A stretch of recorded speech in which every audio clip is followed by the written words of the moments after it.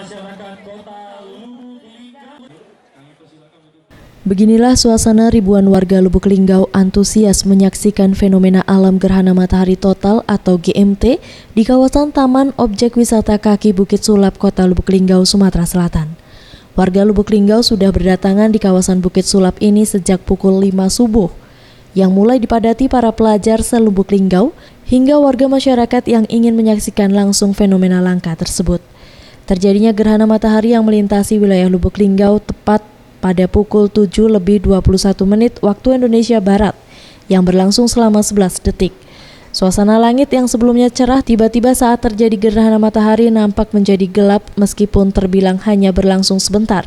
Sementara itu sejumlah warga yang menyaksikan langsung momen terjadinya GMT mengaku senang dan bersyukur dapat melihat langsung fenomena alam ini karena gerhana matahari jarang terjadi dan diperkirakan akan terulang kembali puluhan tahun lagi.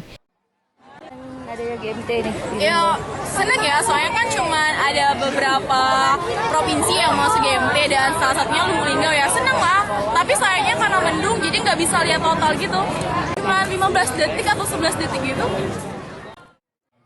Tadi luar biasa karena ini merupakan pertama kali kita seumur hidup jadi luar biasa dengan kacamata ini yang dibuat oleh Ya bisa membantu kita untuk melihat gerhana matahari total yang tadi sudah kita saksikan bersama. Ferry Setiawan, Sriwijaya TV.